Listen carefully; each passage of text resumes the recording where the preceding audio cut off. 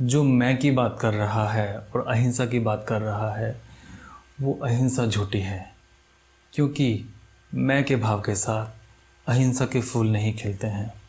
अहिंसा के फूल तभी खिलते हैं जब मेरे का भाव, मैं का भाव समाप्त हो जाता है।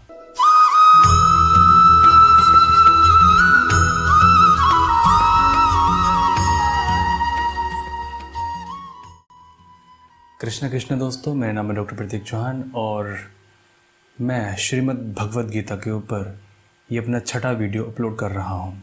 अगर आपने इससे पहले 5 वीडियो नहीं देखे हैं तो इस चैनल पर जाइए और वहाँ एक प्लेलिस्ट बनी हुई है जिसका नाम है Gita the divine song of Krishna. वहाँ जाइए और पहले आप 5 वीडियो देखिए, फिर इस छठी वीडियो को आप देखिए। इस वीडियो में हम बात करेंगे अध्याय नंबर 1, श्लोक नंबर 27 और 28।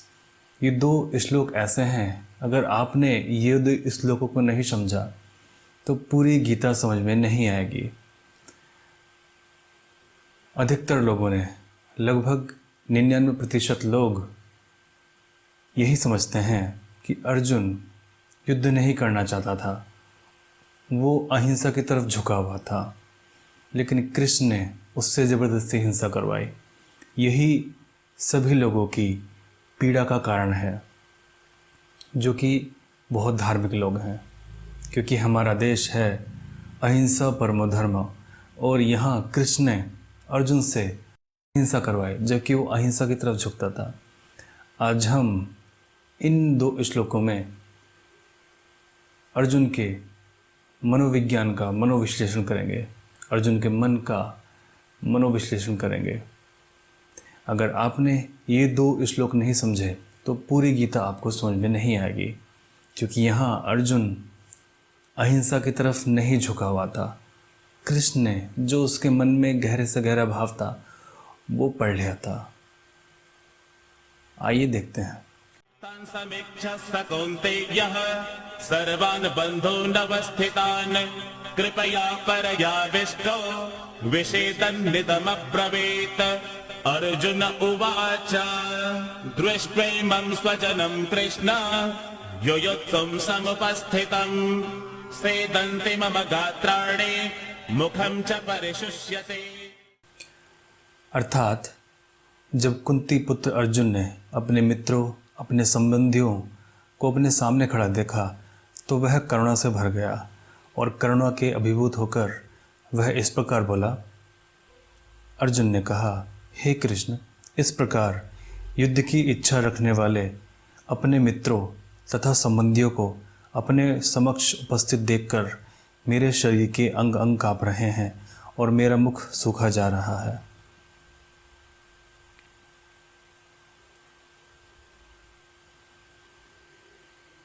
अर्जुन युद्ध विरोधी नहीं है, उसको युद्ध करने में भी कोई बुराई नज़र नहीं आती है। हिंसा के प्रति उसके मन में कोई अरुचि नहीं जन्म गई है एकदम से। लेकिन एक समझने वाली बात है, जितना हिंसक चित्त होगा उतना ही वो मैं के भाव से भरा हुआ होगा। हिंसा और मैं का भाव साथ साथ चलता है।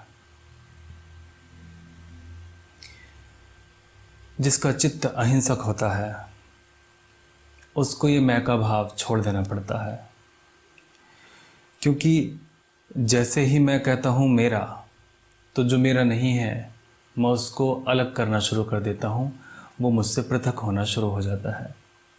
जैसे ही मैं कहता हूँ अपना, तो जो मेरा नहीं है वो मुझसे पराया होना शुरू हो जाता है। जैसे ही मैं कहता हूँ मेरा मित्र, वैसे ही मैं किसी और को अपना शत्रु निर्मित करना शुरू कर देता हूँ।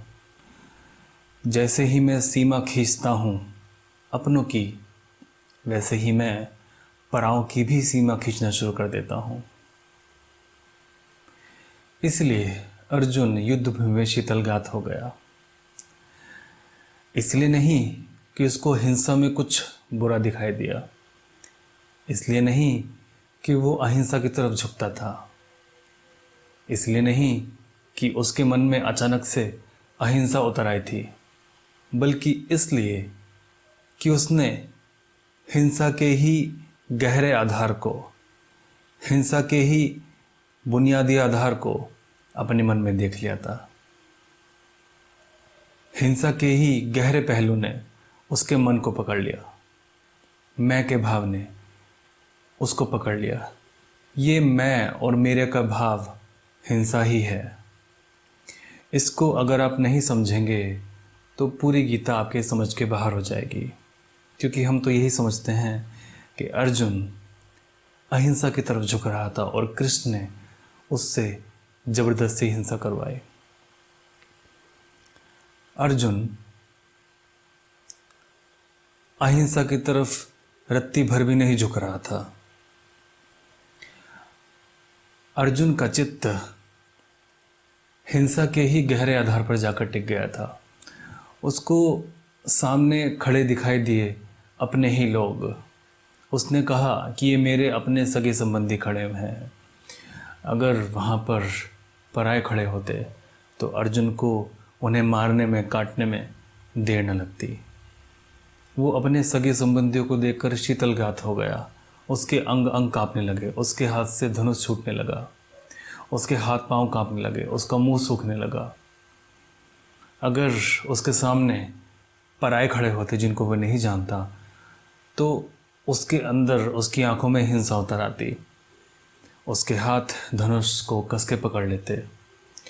वो इस तरह से मार काट करता जैसा कि उसने अपने संपूर्ण जीवन में किया है, जैसा कि उसकी सारी शिक्षा हुई है,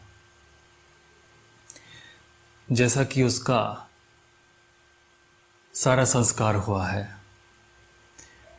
यह बड़े ही आश्चर्य की बात है कि जितना संकट हमारे सामने आता है उतनी ही गहराई से हम अपने चित्त को देख पाते हैं। असल में जब हमारे सामने कोई संकट उपस्थित होता है तभी हम अपने चित्त की गहराई को देख सकते हैं। साधारण क्षणों में हम साधारण ही जीते हैं और असाधारण क्षणों में हम बहुत ही असाधारण जीते हैं। असाधारण क्षणों में जो हमारे मन के अंदर गहरे से गहरा छुपा होता है वो प्रकट होना शुरू हो जाता है। अब जब युद्ध शुरू होने वाला ही है, शंख बज गए हैं, तब अर्जुन को दिखाई पड़ा मेरे लोग। काश अगर अर्जुन ये कहता कि व्यर्थ है हिंसा, व्यर्थ है ये युद्ध, तो कृष्ण उससे कुछ ना कहते।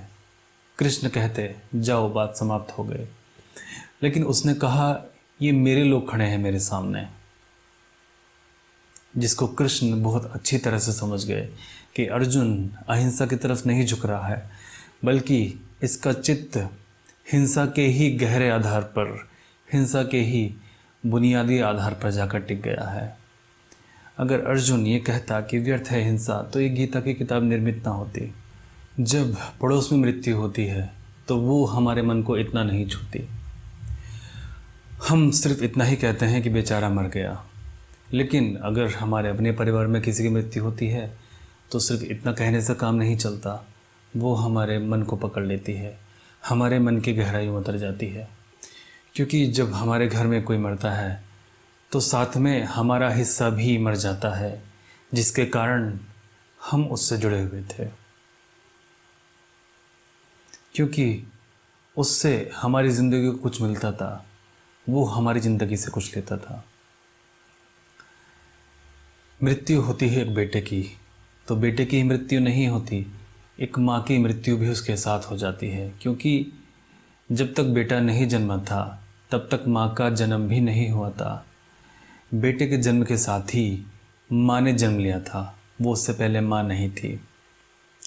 एक पत्नी मरती है तो साथ में पति की भी मृत्यु हो जाती है, क्योंकि पति से पहले वो पत्नी नहीं थी, पति के साथ साथ ही वो पत्नी बनी थी। एक पत्नी की मृत्यु होती है तो साथ में पति की भी मृत्यु हो जाती है, क्योंकि वो पहले किसी का पति नहीं था। एक तरफ बेटा मरता है और दूसरी तरफ माँ भी मर जाती है, क्योंकि जिन्हें हम अपना कहते हैं उनकी मृत्यु के साथ ये मेरा अपनापन भी मर जाता है। अर्जुन को यहाँ दिखाई दिया अपना ही आत्मघात, तो इसमें कोई आश्चर्य की बात नहीं है। अर्जुन को दिखाई दिया ये मेरे अपने सब मर जाएंगे तो मैं बचूंगा कहाँ। ये मेरा मैं अपनों के ही जोड़ का नाम है। यह ज़रा थोड़ी सोचने जैसी बात है। इस चीज़ को ज़रा आप थोड़ा सा सोचिए। ये जो मेरा मैं है ये अपनों ही जोड़ का नाम है, अपनों के ही जोड़ का नाम है। ये जो मेरा मैं बनता है ये अपनों के ही जोड़ से बनता है।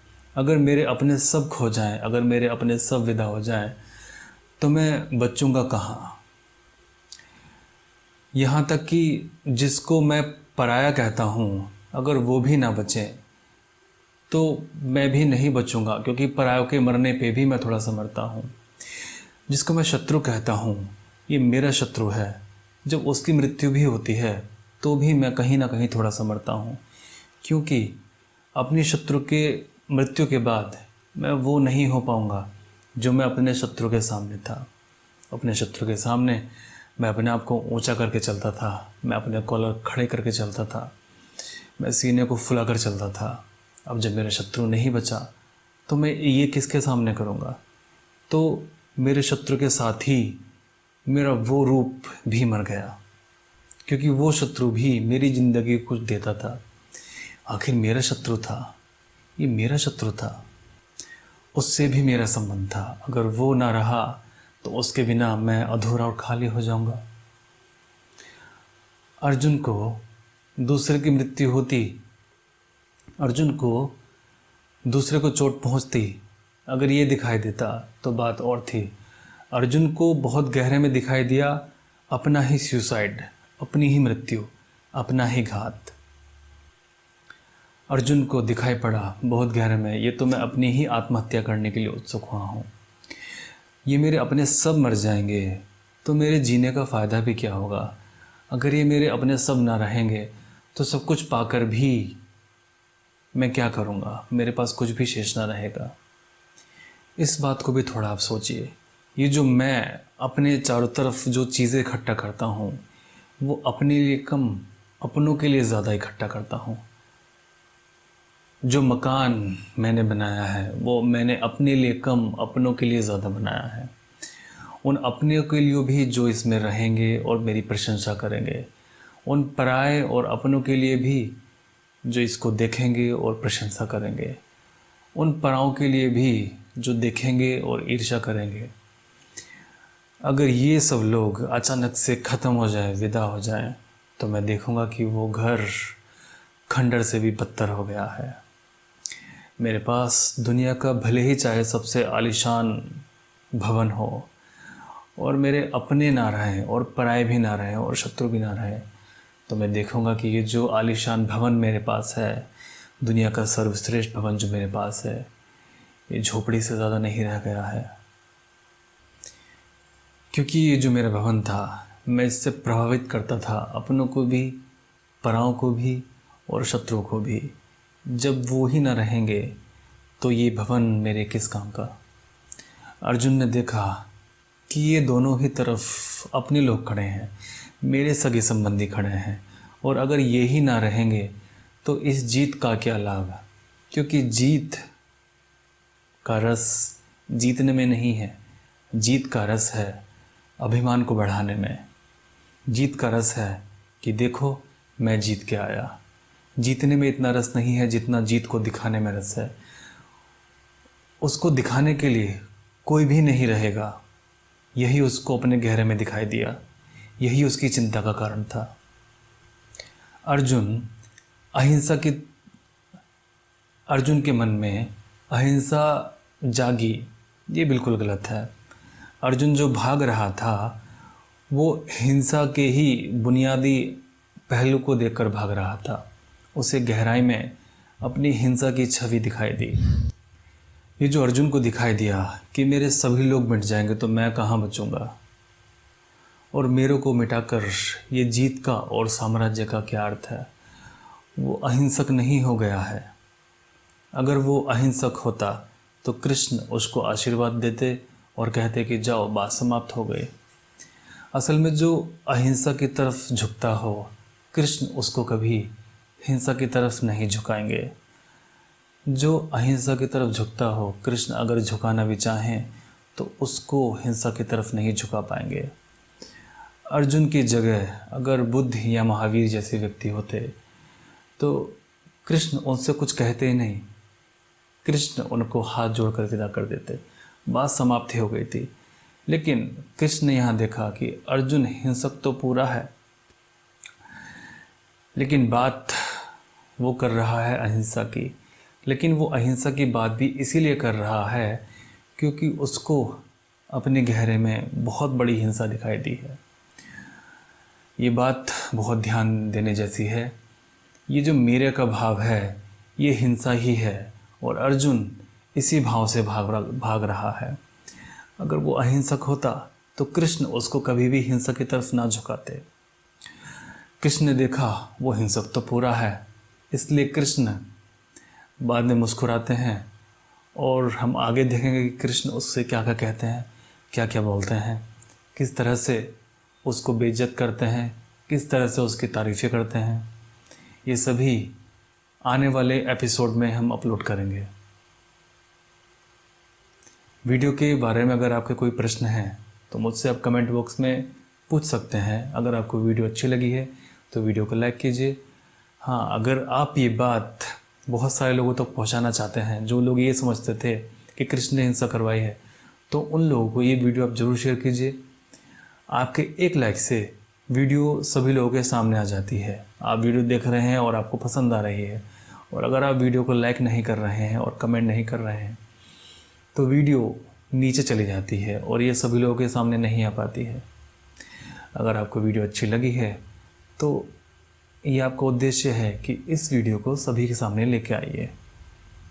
आज के लिए बस इतना ही। कृष्णा कृष्णा, परमात्मा सभी का भला करे।